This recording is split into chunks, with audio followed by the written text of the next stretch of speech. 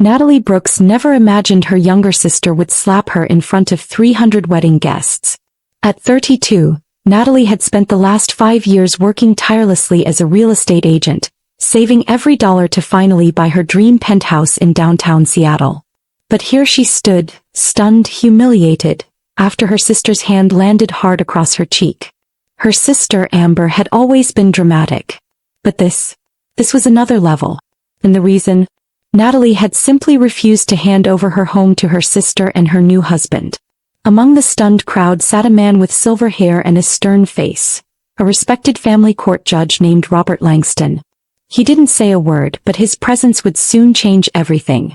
Where are you watching from today? Kindly hit like, comment and subscribe to this channel for more. Natalie grew up in a quiet suburb just outside Seattle. Her parents, Linda and George Brooks, worked hard and made sure Natalie and Amber had everything they needed. From the outside they looked like a typical middle-class family.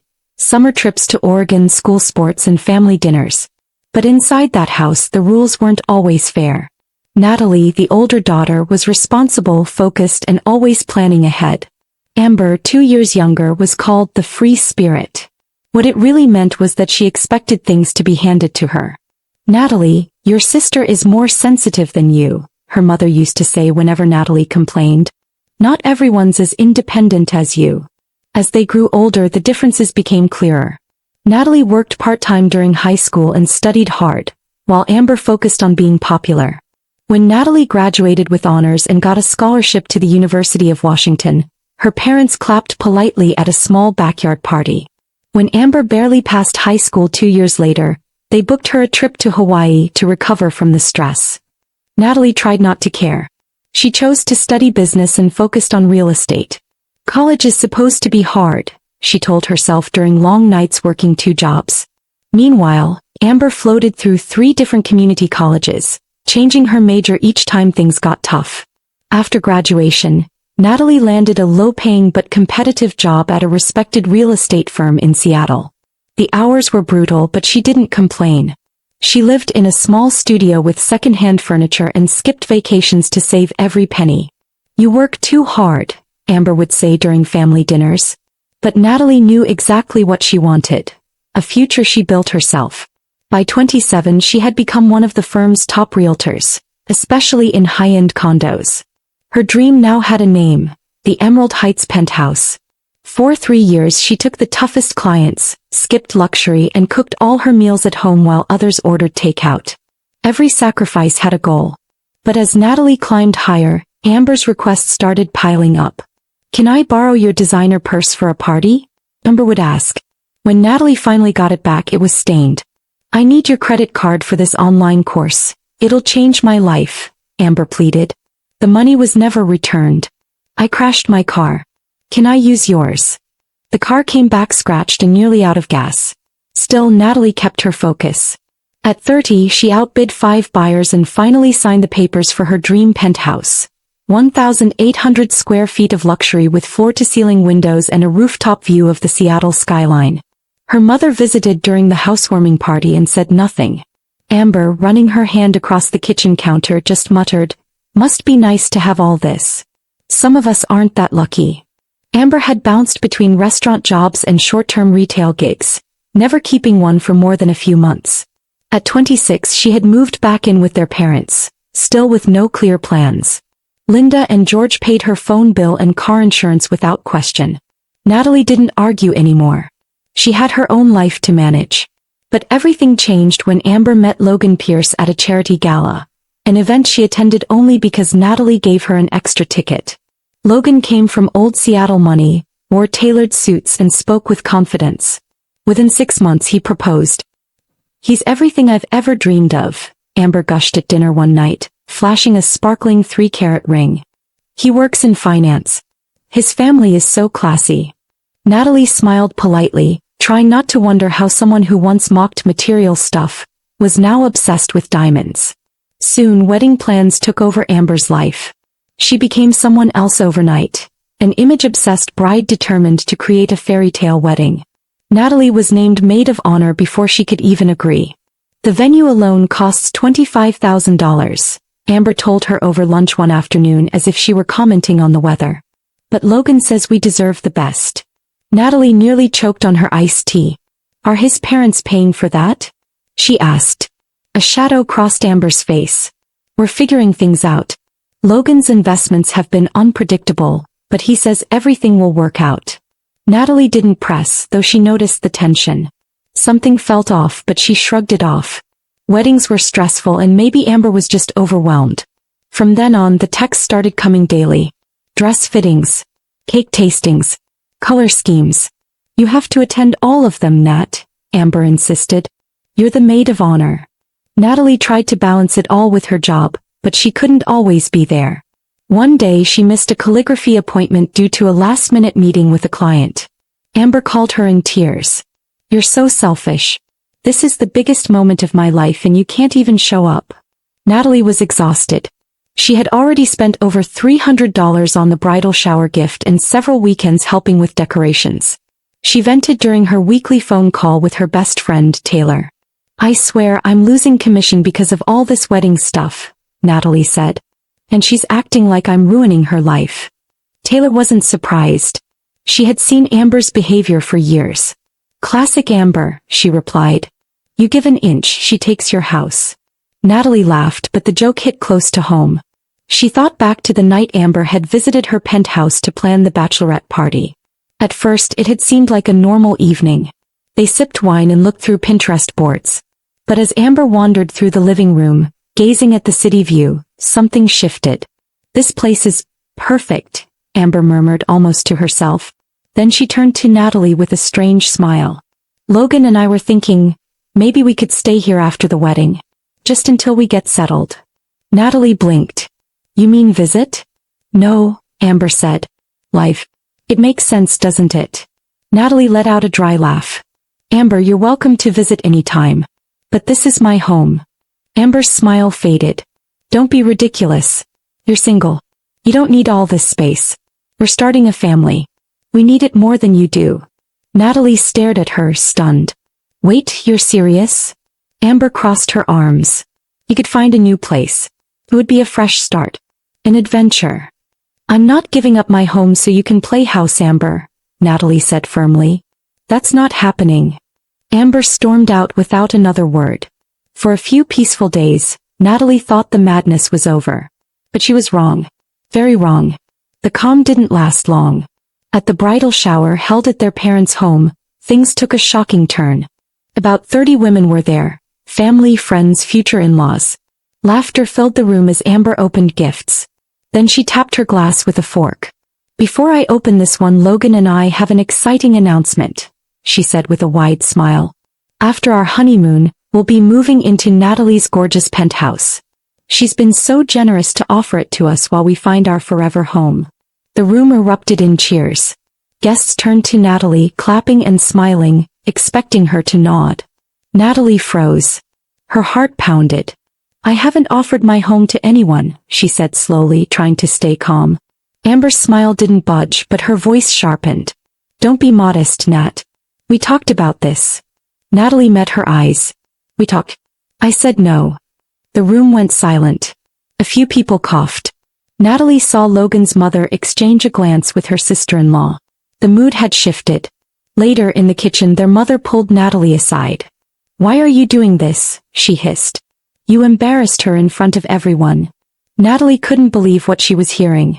Mom, I said no weeks ago. She made it public. That's not on me. Her mother crossed her arms. Family makes sacrifices. You've always had it easy, Natalie. Maybe it's time you gave something back. Natalie blinked, stunned. Easy? She had worked for every single thing she owned. Driving home that night, Natalie couldn't stop hearing those words. You've always had it easy. The memories of long shifts, skipped vacations, and packed lunches filled her mind. No, nothing had been easy. The more she thought about it, the more she realized the shower fiasco wasn't a mistake. It was a setup. Amber had always pushed limits, but this time she had gone too far. Then 3 weeks before the wedding, Amber texted. Can we grab coffee? Natalie agreed, hoping for an apology. Instead, she walked into a small cafe and found both Amber and Logan waiting. Logan smiled like nothing was wrong. Thanks for meeting us, he said. We wanted to talk about the living situation. Clear the air. Natalie sat across from them and folded her hands. I think I've been clear already, she said. But go ahead. Logan leaned forward. It just makes sense for us to live in your penthouse. It's perfect. Your family. Families help each other during transitions. Natalie raised an eyebrow. You were looking at Queen and properties, weren't you? Or your family could help, Logan. He shifted in his seat. My investments are tied up right now. We just need a place for a year. Maybe 2. Amber added quickly, it would mean the world to us. You could downsize. It could be fun. Natalie frowned. Fun? Giving up my home is not an adventure. Are you planning to pay rent? The silence answered her question. Look, Natalie said, her voice firm. I'm sorry about whatever financial issues you're dealing with, but my home isn't an option. I'm willing to help you find something affordable, but I'm not giving you my penthouse. Amber's face darkened. After all I've done for you, she snapped. You're turning your back on me now? Natalie couldn't think of one thing Amber had done for her. Logan added quietly, if we can't get help from family, we may have to make some difficult choices. His tone sent a chill down her spine. What kind of choices? Natalie left that cafe with a tight feeling in her chest. Something felt off, not just emotionally but financially too. Later that night the phone rang. It was their father. Natalie, he began, we're disappointed. You've always understood the importance of family. Haley and Logan just need some help. I understand family, Dad, Natalie replied. But giving up my home is not helping, it's enabling. Her mother joined the call. It's just temporary, she said. They'll move out once things improve. They can rent a place, Natalie replied. There's plenty available in the area. Her parents sighed. You always think you know better than everyone, her mother snapped. The call ended with more guilt than resolution. Natalie sat on her couch, staring out at the city lights, wondering why standing up for herself felt so lonely. Needing clarity, Natalie called Taylor the next morning. I don't know, Tay, she said. Am I being too harsh? Taylor didn't hesitate. No. They're manipulating you. Your home isn't some community resource. They're grown adults. They can figure it out without stealing your hard work. Natalie sighed. You're right. But something Logan said keeps bothering me. He said he had investment delays. You think it's more than just bad timing? Maybe, Natalie said. I work in real estate. I know when something doesn't feel right. That's when Taylor asked the question that flipped the switch. Have you looked into his background? That night Natalie started digging. Thanks to her professional network it didn't take long. Logan Pierce had come from money, yes, but his personal finances were in shambles. He was under pressure from several creditors and had defaulted on past loans. Worse, Natalie found quiet rumors of gambling debts and lawsuits involving mismanaged client funds. He had dressed well and spoken smoothly, but behind the shine was chaos. The man who had stood beside her sister in a $25,000 wedding suit was financially drowning. Natalie leaned back in her office chair, shaken. He hadn't wanted to move in for convenience. He had needed a place that couldn't be seized. Her penthouse. Natalie shared what she'd found with Taylor and also with someone she hadn't expected to trust again, Ethan, a former coworker who had started his own brokerage. Over lunch she told him the whole story.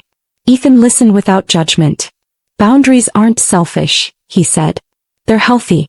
If they moved in and something happened, your property could get pulled into legal issues. Natalie nodded. He had never thought of it that way. The penthouse wasn't just her home, it was her safe space, her reward. Losing it wouldn't just be unfair. It would be dangerous. But the storm wasn't over yet. The bachelorette party in Las Vegas pushed things further. Amber had planned the weekend expecting her bridesmaids to pay for everything. Flights, hotel meals, and even her spa treatments. 2 of the bridesmaids dropped out quietly. Fake friends, Amber complained. Natalie paid her share, even though it meant postponing a repair she had scheduled for her kitchen. In Vegas, Amber's behavior was worse than ever. She demanded luxury upgrades, got angry over dinner bills, and screamed when a club reservation fell through.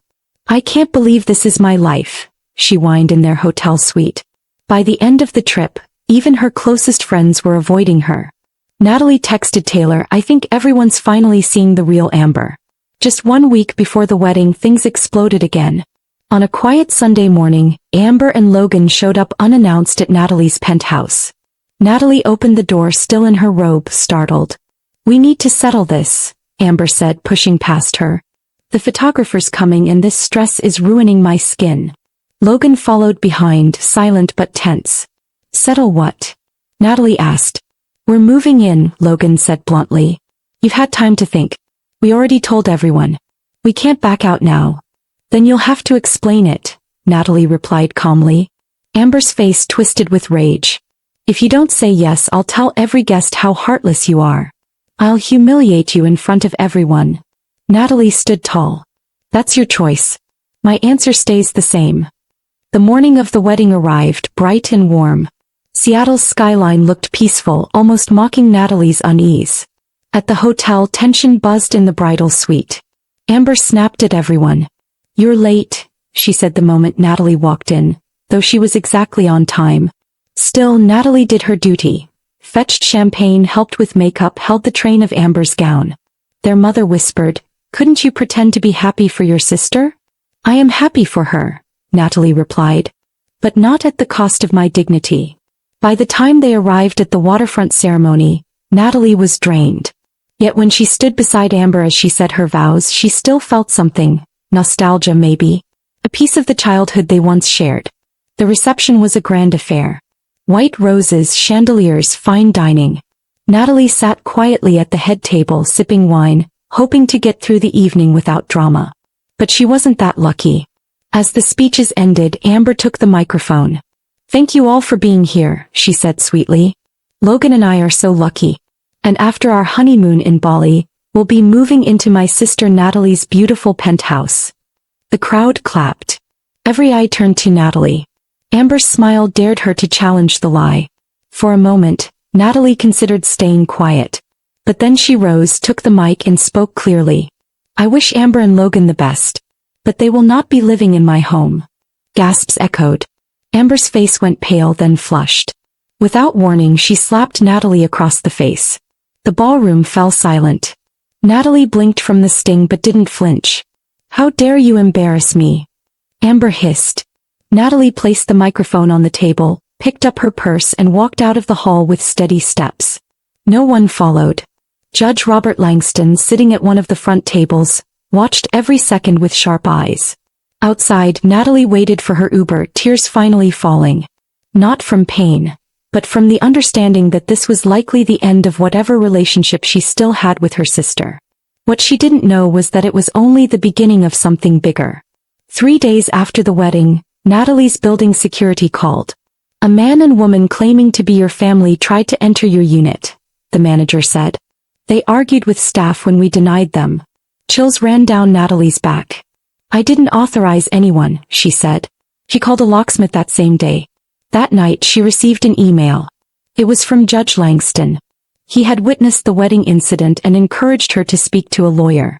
"You may want to consider a protective order," he wrote. Natalie met with an attorney the next morning.